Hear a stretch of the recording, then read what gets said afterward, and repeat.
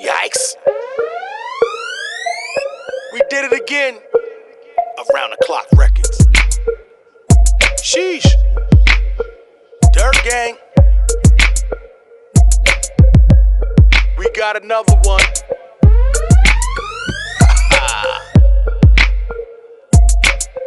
Hey, y'all know what time it is, man. I'm on my own facts, the D unknown maps. Lit the fuse to the track. Yo, y'all still tuned in there? Yes, sir. This is your boy Harlem Smiley, man, and you are tuned in to the one, the only Dirt Gang TV. So, today, man, yeah, we got a good one for y'all, man. This is the Harlem Smiley Story, part 36, side B. And yeah, man, we went from having 3 jobs, getting that bread, selling that green. We had a lot of money flowing to now, quit Bar Louie's. Joe's Crab Shack closed down, which means the green customers is out the door. And the one job I got right now is $15 an hour cooking. I don't think that's going to cut it. I don't think that's going to cut it at all. But we going to find out, man. And listen, man, peekaboo, I still see you in there. Ain't nothing changed. I told y'all, you can't get this money when you in there sleep on the couch. It's impossible, man. Everybody else outside, whether it's rainy or cold, they getting that money. But you on that couch, wait for your girl to come home or your mom to come home so you can eat or get some smoke. Come on, dumbass, man. Let's get into the intro.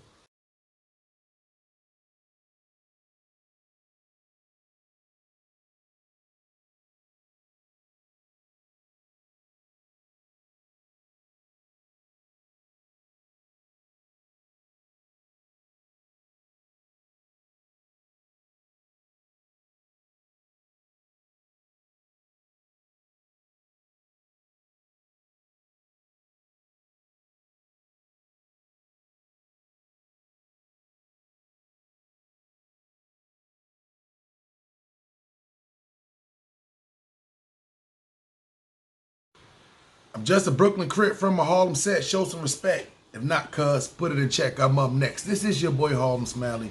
You are tuned into the one, the only Dirt Gang TV. So, yeah, man. I start panicking.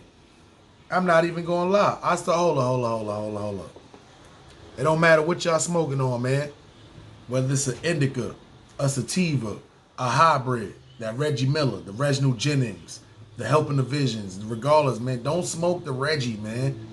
Stop smoking that green. Regardless of whether you smoke it in the Dutch, a backwood, a Swisher Sweet, Philly, bongs, still smoking it out of the damn fucking whiteouts. Backwood, I said that already. Fonto, with the raw paper, of course, or the Bob Marley paper. But if you had the grapper, please keep that shit to yourself, man. It's time for y'all to sync up, man. Light is up. I start panicking. What am I gonna do? I gotta get out of Bob's crib. I got this new girl.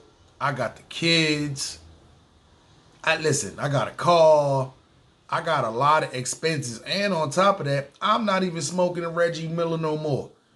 I'm smoking exotics consistently at this time. So there's no way I can convert back over to the Reggie Miller. Impossible. So I do what any normal person would do. After I got that call at Red Robin's, and Carol told me, yo, they closing us down. I tell my boss at Red Robin's, yo, I gotta go. My other job just got closed down. That's my literally 90% of my income. I gotta figure some things out. So yeah, I do what any normal person would do. I went to my car, I rolled me up a blunt, and I booked ass heat to Joe's Crab Shack to find out what was going on, what was the next step, what was the plans, and this why they tell you, man. Yeah, I remember a couple of stories back when I said we had to go to Riverhead. We was all happy in Riverhead taking all their shit. We getting all their liquor, we taking their chairs, all their equipment and all that. But the employees from Riverhead got that sad look on their face. The super sad look like, yo, what are we gonna do? When I pulled up to our Joe's Crab Shack in Deer Park, guess what faces they all had? You guessed correct. The same faces that the fucking people at what's the name has. So you know the first person I go into, this nigga Myra. Yo, back. Yo, this that bullshit, man. I didn't go close us down. And listen, I was telling people from Jump Street, they start closing these other restaurants down. If it's between us, Queens, and Westbury, we are on the chopping block, baby. This is the whole reason why Bar Louie's even came into play. Because we thought they was going to shut us down earlier than that. But we thought business was good enough to where, you know, we was going to succeed. But remember, we got one of the craziest swiping managers out there. Swiping, no swiping. Diego herself. You see what I'm saying? And I ain't going to lie. Some employees said she might have single-handedly took us down because of how much stuff she was taking off. Sale-wise and all that was hurting our sales. But it couldn't have been one single person that was yapping, you know, taking shit off the check. They was going to close us down regardless. So when I pulled up there and seen the look on their faces, I had that same look on my face like, God damn. Just for me, it was a difference for a lot of people because I had a lot of shit riding on this. Everything was going smooth. That's why they always tell you to always have a backup plan. That's why now, to this day, that's something I strive and live by. You gotta have a backup plan because sometimes that unexpected shit happen and boom, money's gone. So I see Myron, I see Cali, they like, yo, we about to go up to the Westbury store before everybody from over here try to do the same thing and go see if they'll take a couple of us. So I'm like, yo, that's smart. Boom. Couple of us, after we finish helping them clear out our liquor, clear out our booths and our chairs and our equipment to the Westbury people, we decided to dip over to Westbury and go talk to some of the managers over there. Guess who the first person we see? We pull up there. Fucking Edwin. Edwin's like, what happened, guys? They closed down Deer Park. So I don't know if y'all remember Edwin. But Edwin was the manager they used to make fun of. That had the accent. Come on, guys. Come on, guys. They was always making fun of Edwin. Jew guys. Come on, guys. Jew guys gotta work faster. Jew guys gotta work. They used to always kill him with that. So when we pulled up, Edwin had that look on his face like, I'm not gonna hire any of Jew guys. They used to make fun of me for saying Jew guys. Jew guys knew what I was talking about. Anyway, it's too early for that.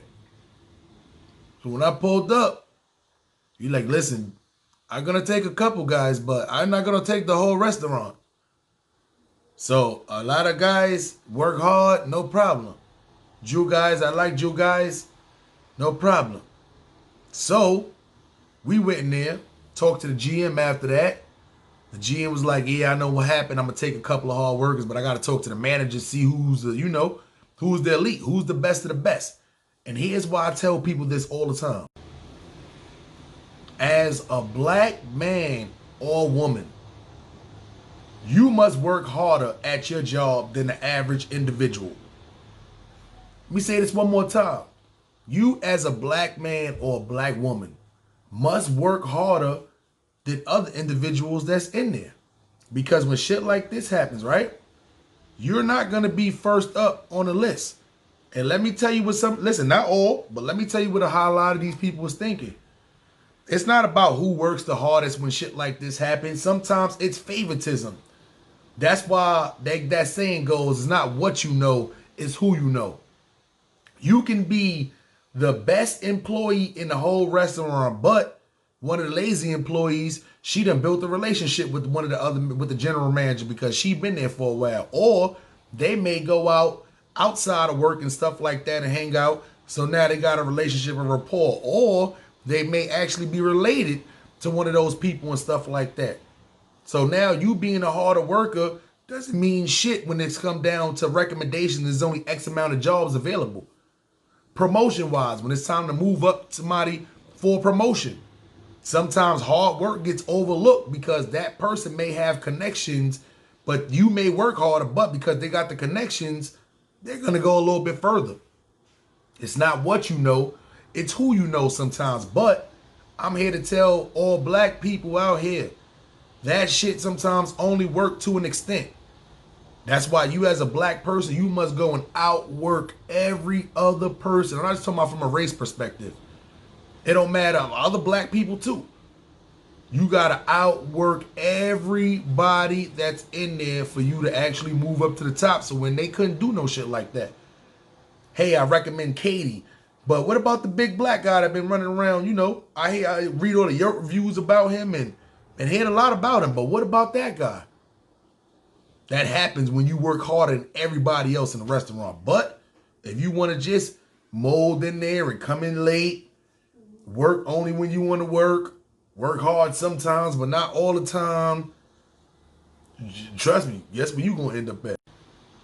On a chopping block with the rest of the people who, you know, who didn't want to work hard.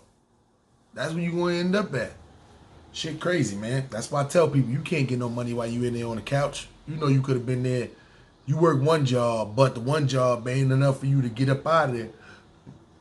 You sitting around chilling. Going to the hood every day, getting mad bottles of Hennessy, stupid shit.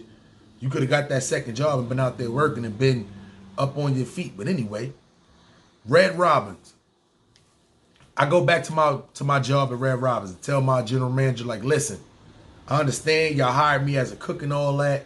I understand that. I was definitely looking out for the team. You know I came here and learn shit fast. But I'm going to be honest with you. And when you a good worker, you can make little, you know, I ain't going to say demands, but little suggestions like this. I told him, I said, listen, I don't want to quit working here at this restaurant. I like working here, but this is not enough money for me to survive. So my options is going to be either quit or y'all can move me up to a server or a bartender so I can actually bridge that gap. So I'm like, here's what I can do. I can do 3 or 4 days serving the bartender, and I'll do 2 days of cooking just till you find some more cooks. So the general manager, you know, he like, as much he didn't want to lose me as a cook, he didn't want to lose me as a whole entity neither. So he was like, you know what? I got you. Just give me like a week to do that, and I got you. So boom. A whole week, pretty much. I'm only working one job. The schedule was already done for that week. Bar Louie's is done. I quit Bar Louie's already. The rest of my Red Robin's, I'm sorry, not Red Robin's. The rest of my Red Robin schedule was done for that week already.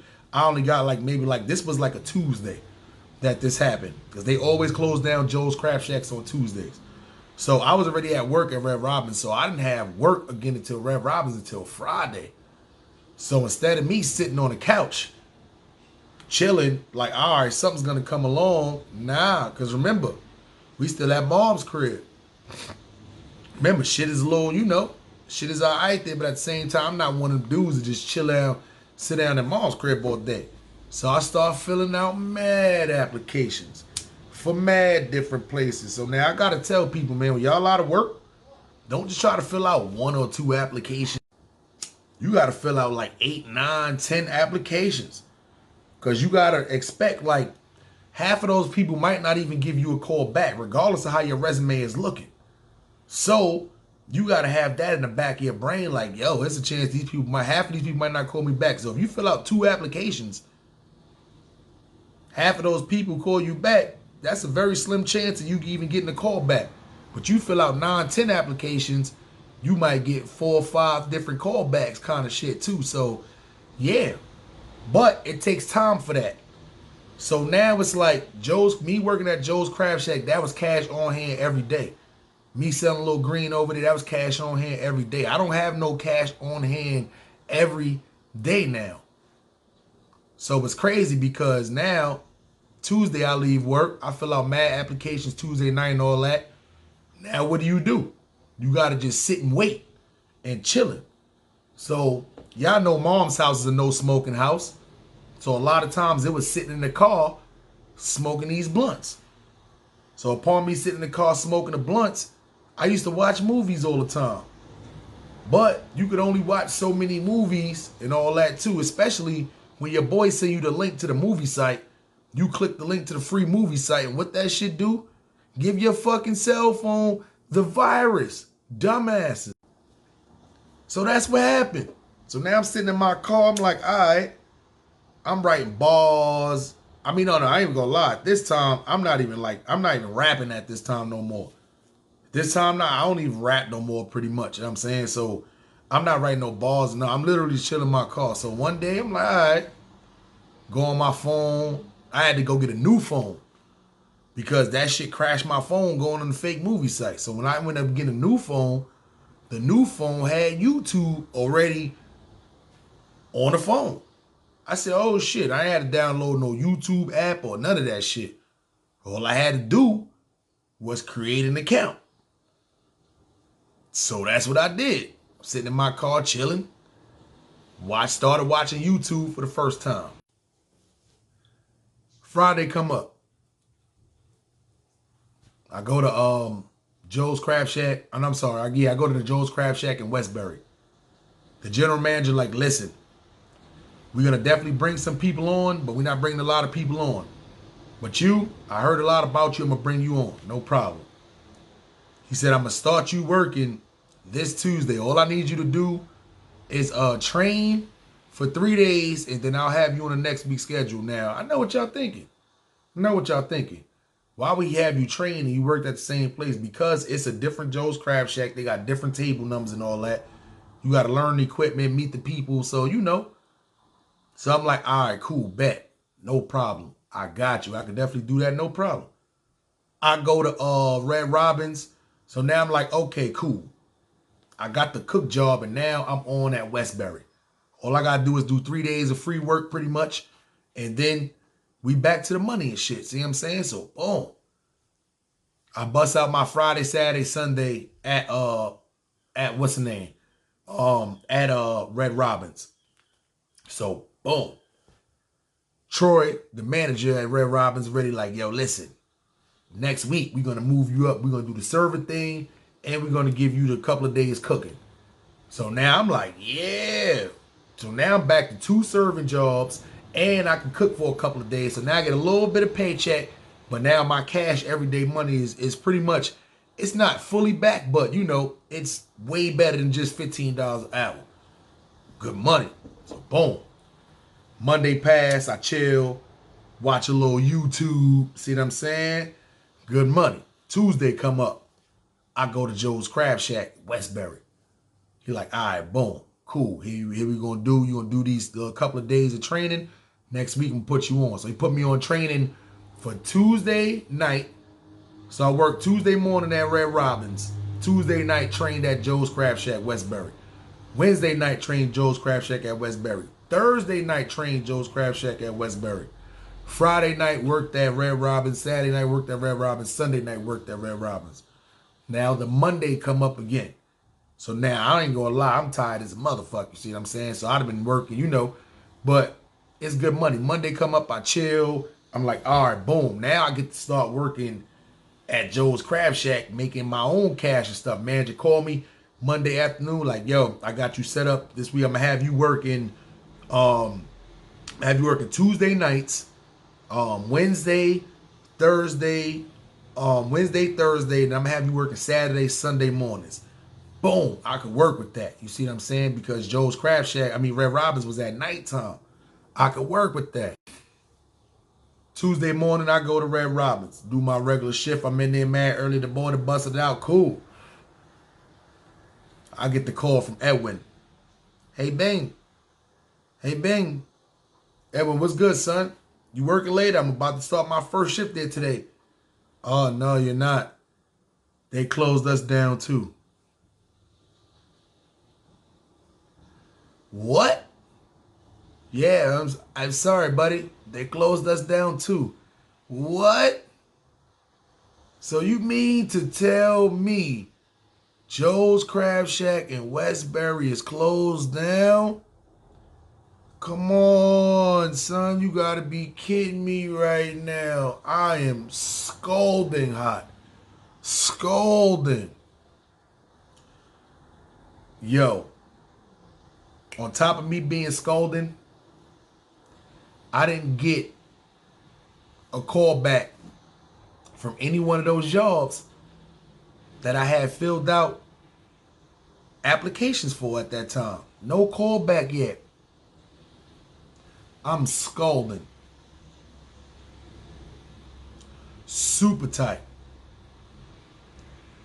But this girl I'm with, it's all good. Y'all know my last situation.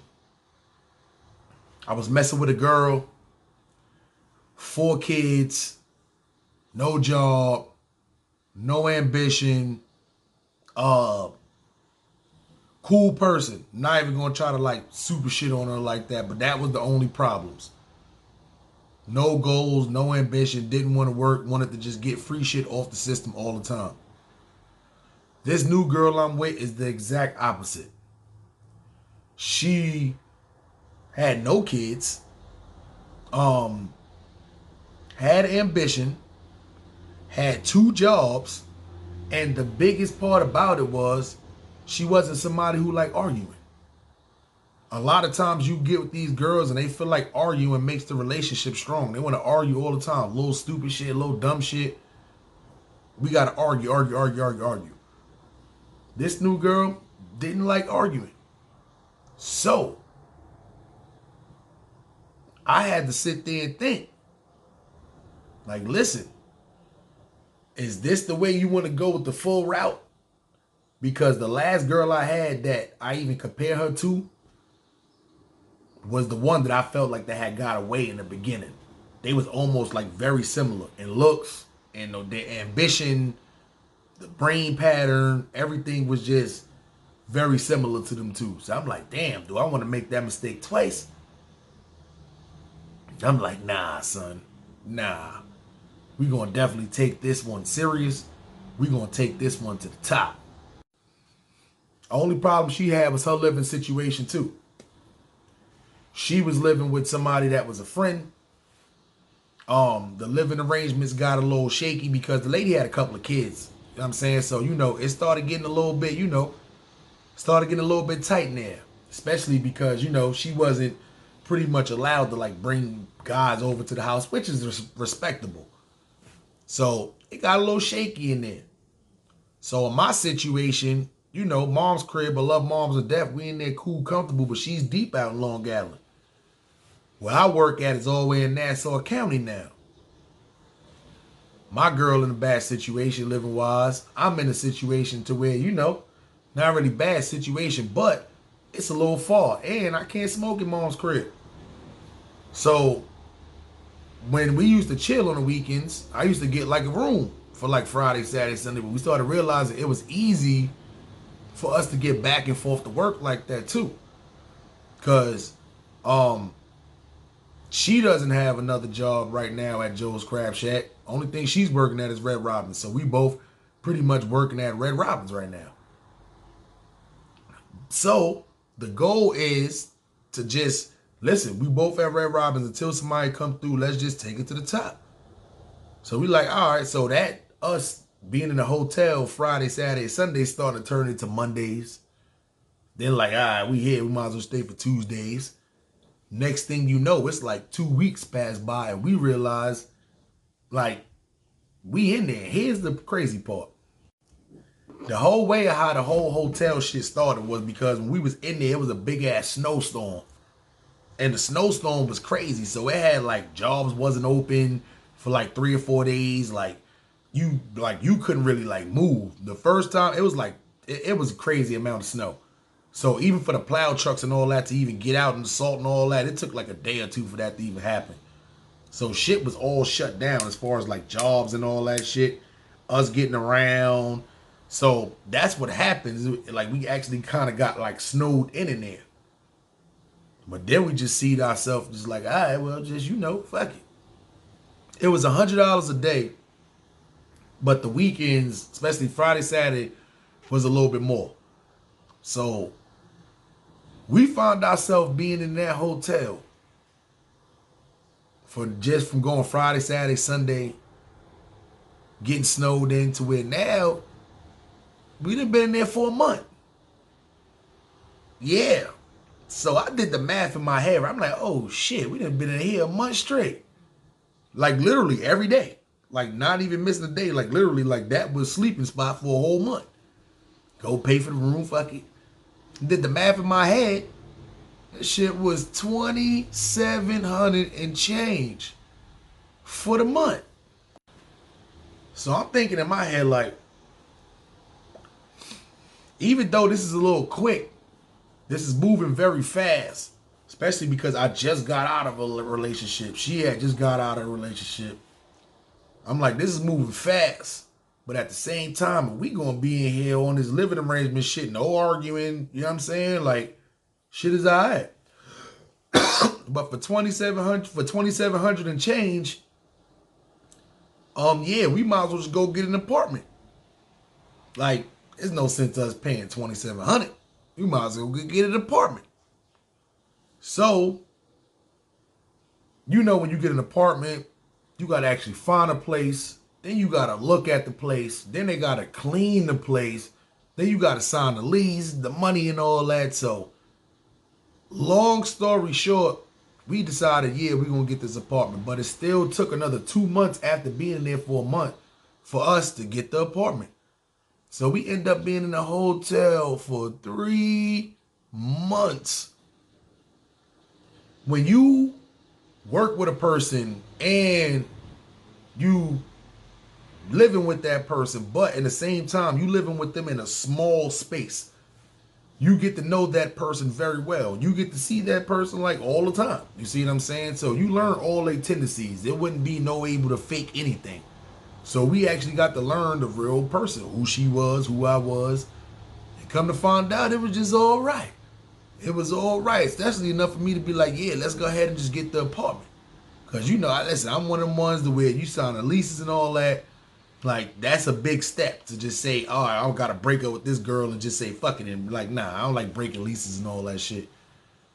So, that was a big risk for me.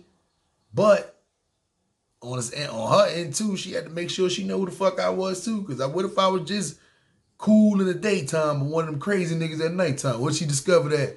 What if I was a nigga who she just thought smoked weed, but I was doing this shit? I was pulling a Myron all day. Just fucking, hey, we gonna get, hey, nah, it's too early for that. It's too early for that. So we decided to do what any normal people would do.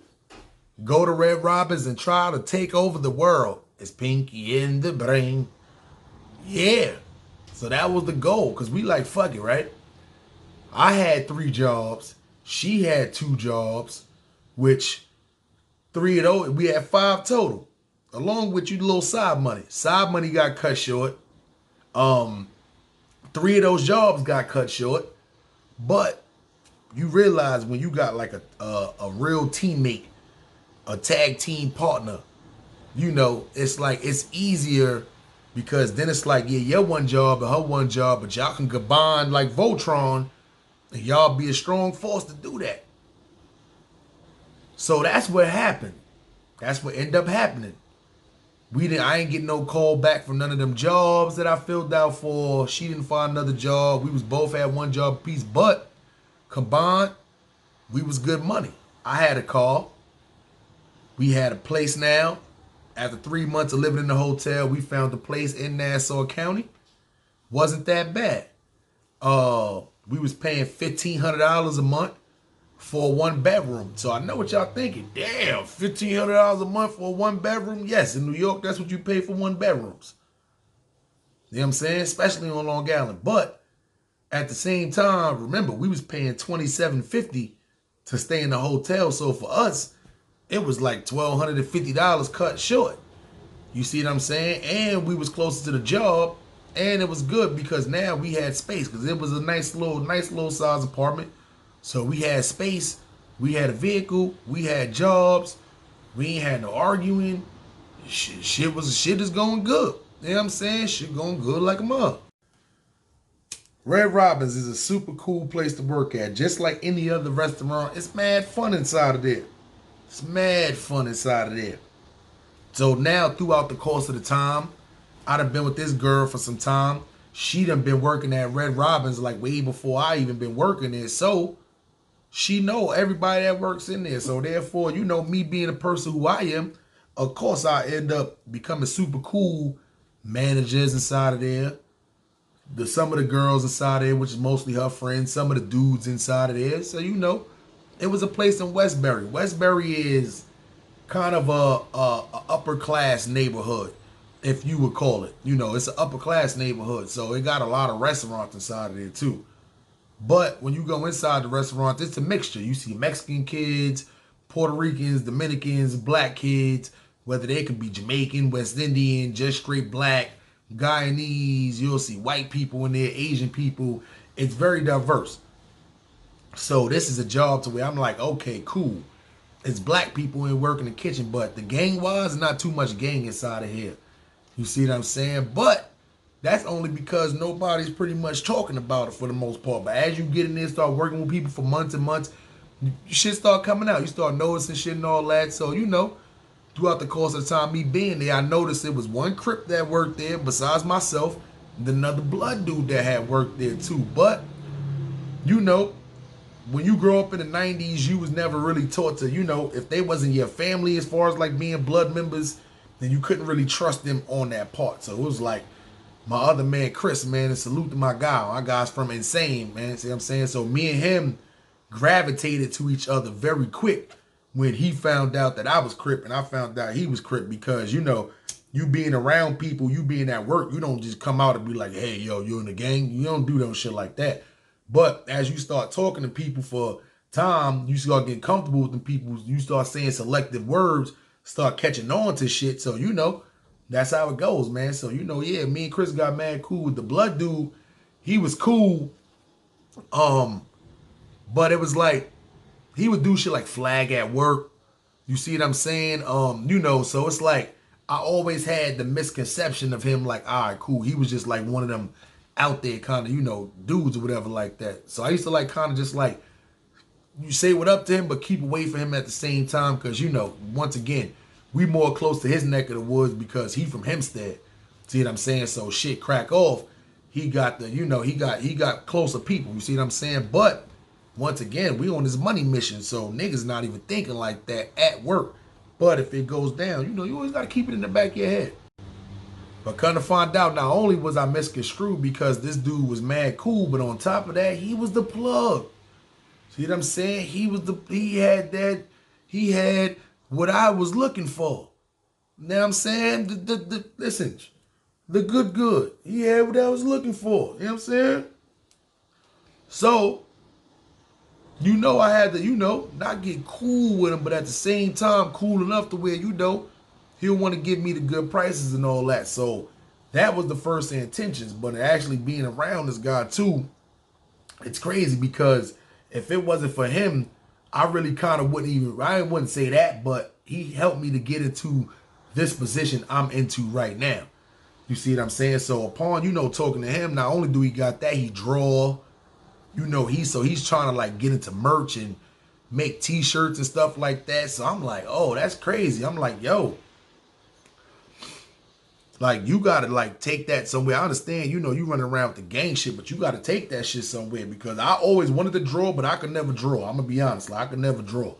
Like, it's a lot of niggas that wanted to rap, but they just tried and they couldn't. Like, that was never a problem for me as far as like the rap shit. You know what I'm saying? But drawing was always something I wanted to do and I never could draw. So I used to give him props like, yo, listen, you got to take this to a whole nother level. So me and him built up a good rapport. You see what I'm saying? And plus, he was a bartender. My girl was a bartender. So it was like, it was a lot of time spent around him and shit like that too. So I give it to him because he was a big reason to realize, like, not only can I work around blood dudes, but at the same time, I don't got to look at them at work in that aspect. You see what I'm saying? Even though I don't work with other blood dudes in the past, you know, my man Trav, Joe's Crab Shack. See what I'm saying? I done worked with a couple of blood dudes in the past, but with him, he gave me I can actually do business with people from the other side, and it wouldn't really be like, I gotta look at them crazy like that. You see what I'm saying? Because he didn't look at me crazy. He younger than me. He younger than me, but you know, it's like he didn't look at it like, oh shit, now I'm saying this is a big ass Crip nigga. You see what I'm saying? Like, I gotta, nah. Like, and that whole blood and Crip shit with me and him, that like factor shit never even came up unless we was talking about some shit.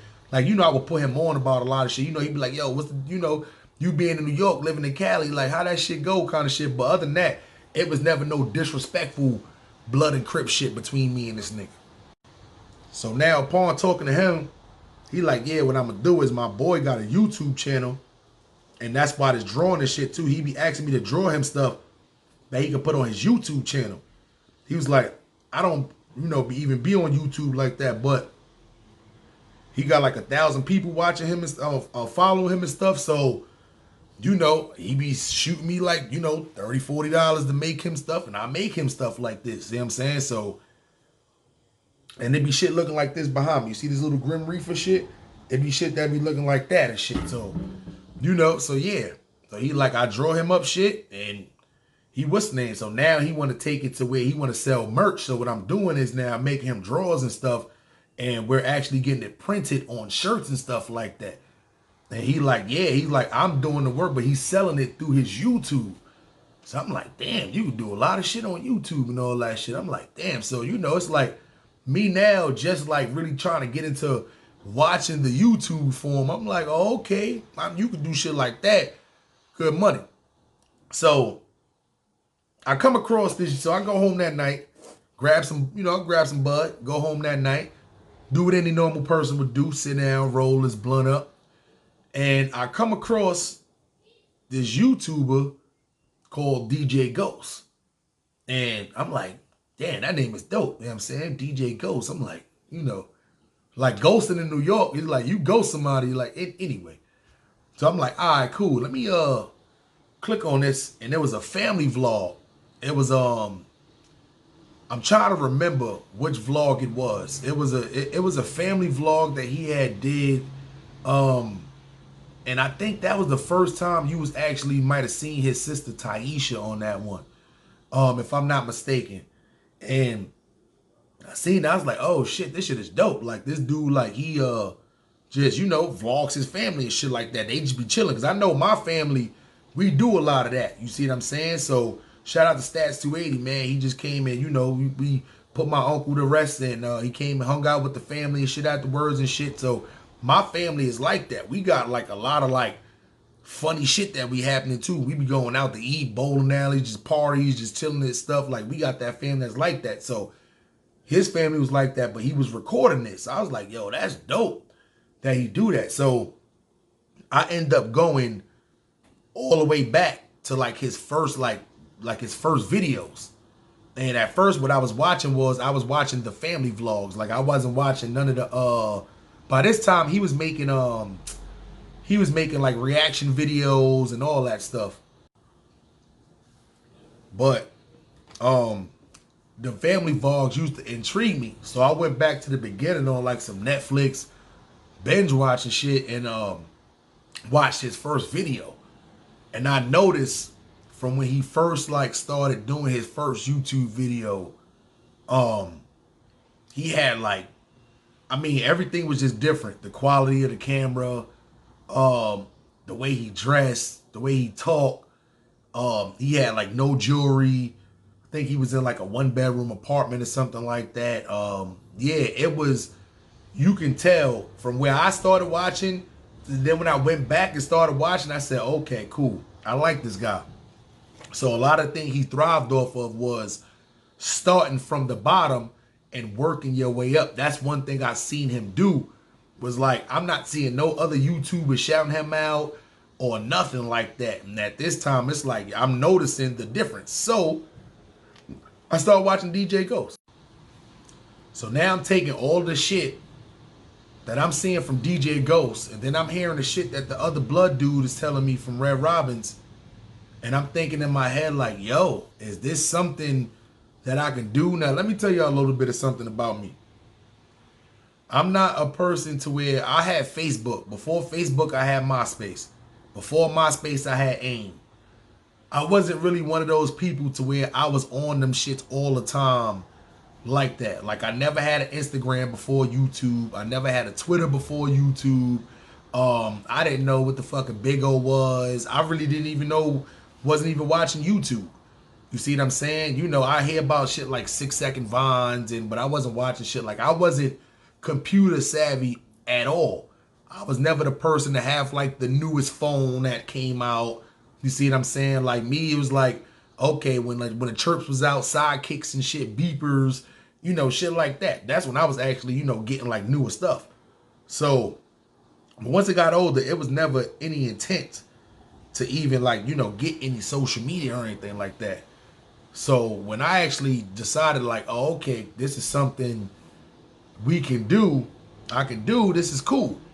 So this is the same time now we at this point to where Soulja Boy is doing that Drake, he's doing that shit, you know what I'm saying? So this is not too long ago. I decide like, listen, this the guy Soulja Boy is bugging. Nobody know who this guy is. I'm going to start doing little skits, you know, in my car with my girl. That's what I'm going to try to do for YouTube shit. So I'm sitting in my car one night and I'm making my YouTube account and all that shit. You see what I'm saying? So as I'm deciding to do that, I'm like, boom, let me put up this video right now. And I'm going to put it talking about Crips and Bloods in New York. That was the test video, just to test it out to see if the shit was going to work or not. So boom, I get my phone. I'm sitting in my car and I punch in the title, Crips and Bloods in New York. And I hit the live button. No, I hit the record. No, I hit the record button. I'm sorry, I recorded it. And then after I recorded it, I hit upload. And I uploaded it. And that's the first video you can find on my what's name is Crips and Bloods in New York. So when I hit upload, I don't know why I'm thinking in my head like, it's just going to be a lot of people going to be watching this video and all that shit. Man, hell no. That shit had no views for days. But I didn't pay no attention to it. You know, I got this new girl. I got this new spot. The job is going good. Everybody in there cool. We in there because the area we in, Westbury, we making massive money too. And it's right down the block from where that Joe's Crab Shack had closed down. So we getting mad business over there.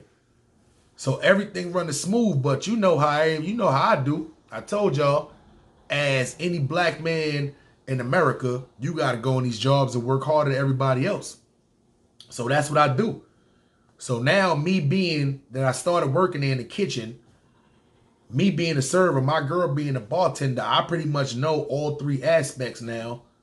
And me being a former bartender, of course, I know all three aspects of the restaurant.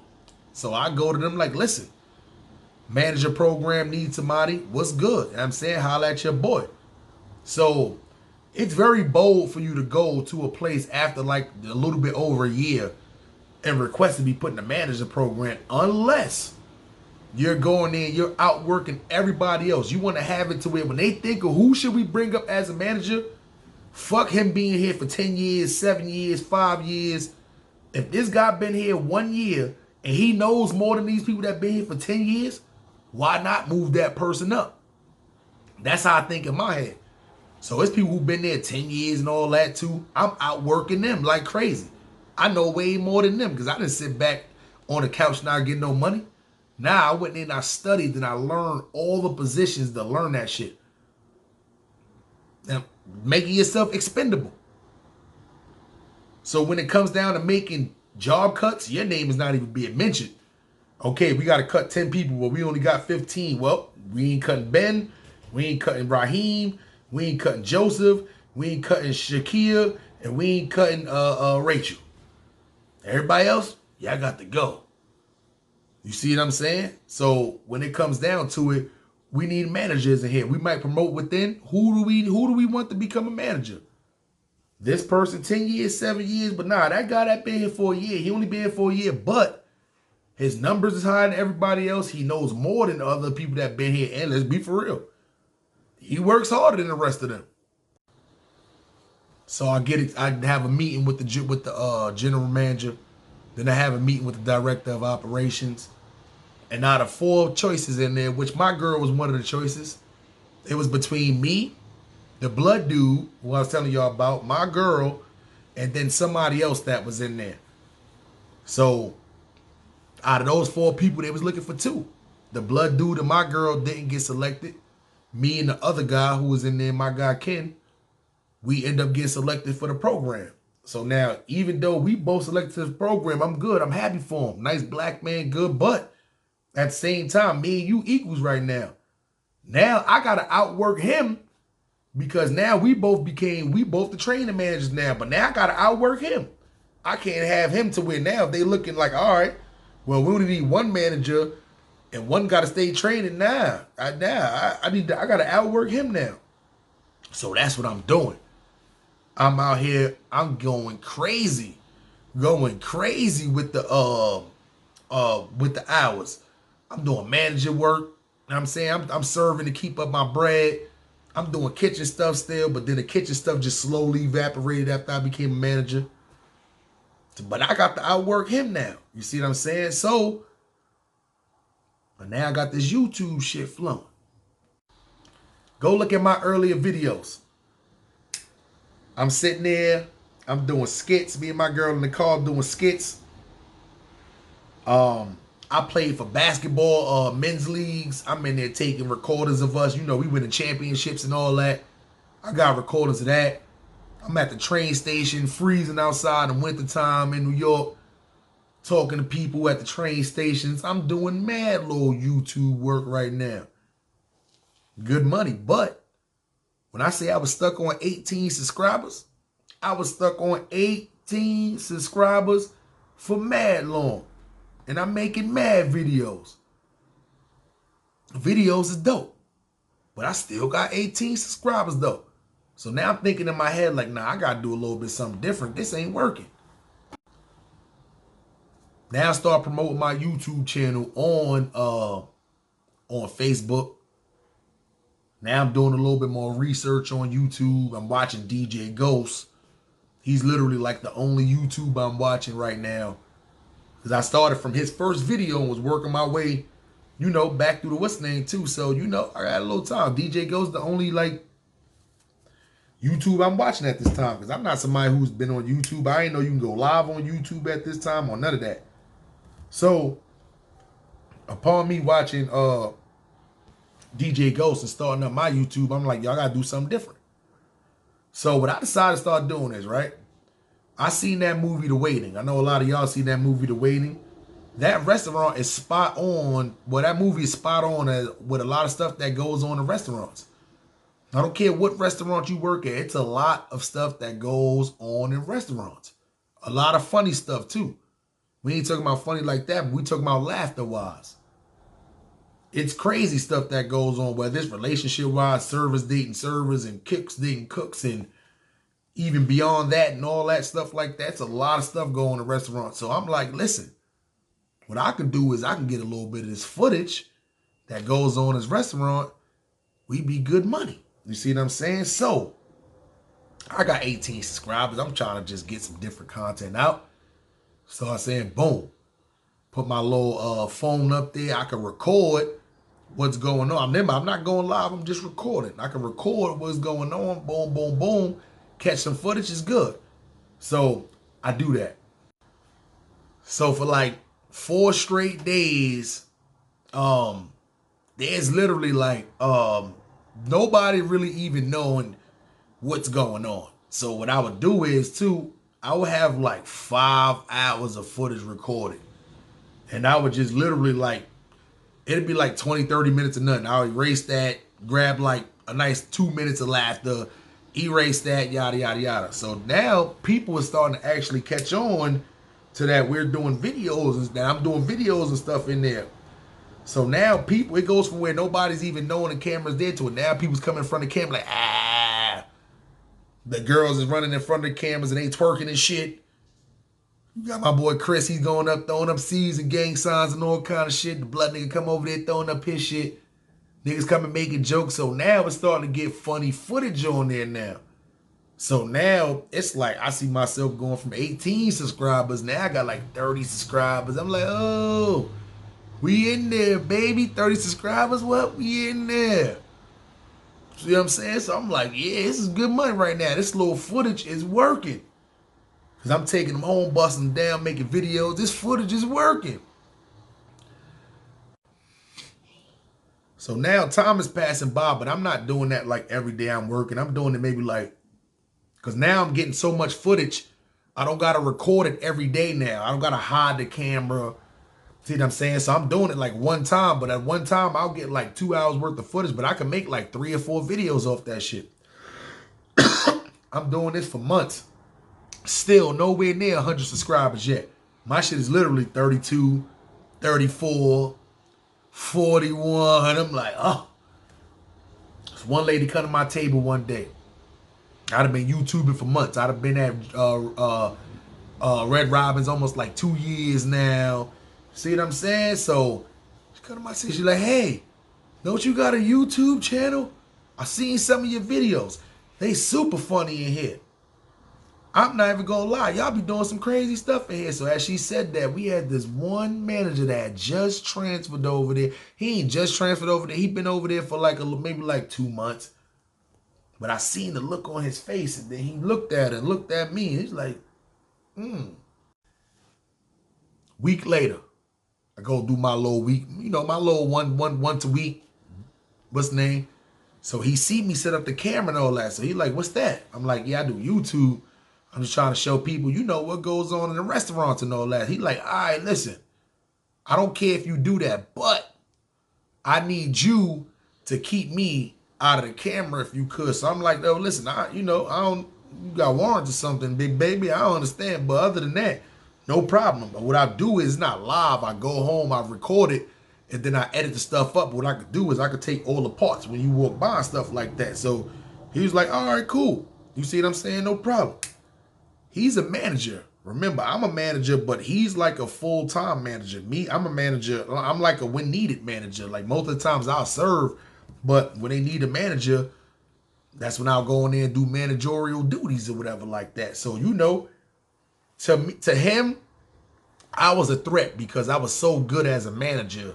He knew if it was anybody ever on the chopping block for me to replace, it was going to be him. But at this time, I already had intentions on moving to California already. Me and my girl talked about it, brought her to California for the first time. We had decided we was going to move out to California for the first time already. So that's why I didn't pursue becoming a full-time fledged manager there, because I already knew I was about to move to California in a year. You see what I'm saying? So doing my little videos, my little recordings and all that, go tell them, listen, I made sure, you know, you're not in none of the videos, yada, yada, yada, boom. Time passed by, I'm doing the same shit. But now it's more of now I'm getting nicer with the editing. The girls is running like every time I come in with the camera, they like, yo, Ben, catch me. They doing a little twerking and all that. The jokes is getting funnier. The footage is getting better. I'm like, yes. But it seemed like from this manager, the hate is growing more and more and more.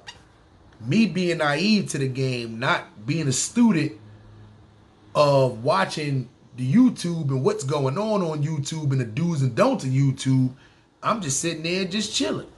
Getting the footage, everything going by, people walking by, you know, stuff like that. I'm just thinking about footage-wise. That's all I'm doing. So, of course, now it's like I would say right after Christmas time. This is like January now. This is January This is January what? January 2018, 2019, some shit like that. 2019, this is January 2019. So me and him get into a little, you know, a little back and forth. A little back and forth. And I forgot what it was about, but we get into a little back and forth, me and this guy. That was on a Thursday. Friday come up. Me and him was supposed to be working together. He didn't work. They had another manager come in. I didn't peep nothing. Saturday, I had work. He didn't have work. Sunday, he was the morning manager.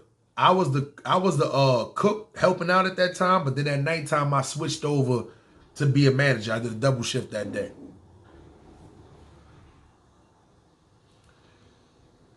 Let's do a little rewind. Shoo. Let's bring it back. Me and him, because now I'm getting into it. What happened? Why me and him got into it. Me and him got into it because he seen one of the girls twerking in front of the little video. And he was like, yo, you know you're not supposed to be recording that inside of here and all that. So I'm like, listen, I've been doing this for mad long. The general manager done seen it, didn't say nothing. You done known for months and didn't say nothing. While all of something now, you coming to me and saying, like this shit, you know, I'm not supposed to be doing this kind of shit. So he was like, nah, you know, because we got the people walking by with the logos and stuff on their shirt, and you got girls twerking in the videos and, you know, all kind of stuff. And you're not even supposed to be recorded because you're working. You're on your shift working. So I'm like, okay, all right, cool. So when he said that, I decided in my head already I wasn't even going to do no more videos but at that job. But I was tight because this now was getting me to get my subscribers and stuff. So I'm like, damn, I actually figured out how to get a couple of more subscribers. But this guy's on fucking hater mode, so now I can't even do this shit or whatever like that. So let's go back to Sunday. I work my morning shift as a cook. Go to the crib, smoke, switch up my clothes to my manager's clothes. I get back to the job. He's gone. He's out of there. Finished. I'm like, yo, what happened to such and such? Oh, he went home for the day, yada, yada, boom. I start doing my shift. One of the other managers come downstairs like, yo, babe, you got to call upstairs. I get up there, answer the phone. Hello? They're like, yo, it's corporate. Corporate like, yeah, how you doing, such and such? We need you to do me a favor. If you could, just clock out and just go home for me. And then come back here for your shift on Tuesday. So I'm like, why am I clocking out and going home for? I'm really not getting the what's name. She was like, we're going to explain everything to you on Tuesday. The fuck is going on here? So boom, I clock out. I go home. So now Monday, you know, all I'm doing is thinking in my head like, yo, what the fuck didn't happen? See what I'm saying? So I'm like, oh man, you know, I'm not having no idea in my head really like what it could be. You see what I'm saying? So I get there Tuesday. None of the man, I'm asking the manager stuff, yo, y'all know what's going on? Y'all know what's happening? They're like, yo, ain't nobody tell us nothing, you know. So get up there, get it on a conference call. The lady from corporate is like this.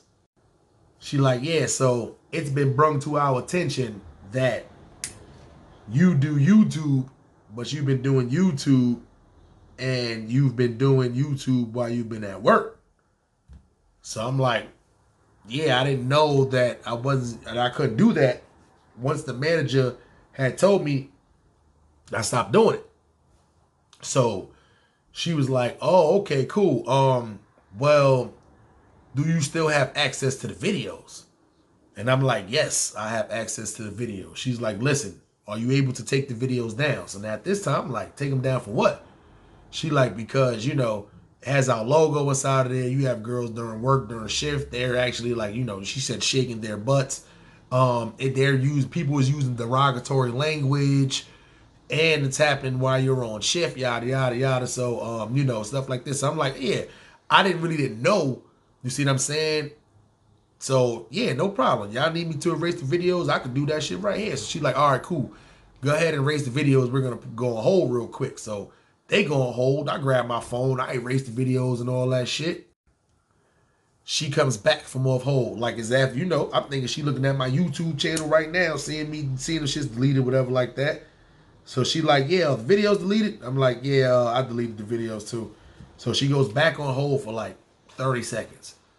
Comes back and she was like, yeah, I'm sorry to say we're going to have to let you go. I'm like, what?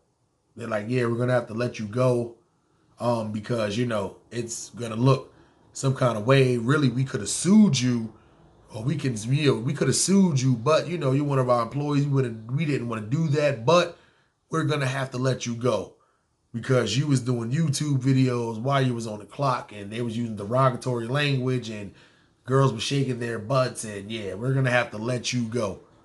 So I'm like, so if you knew you was going to fire me anyway, why'd you make me take down the videos?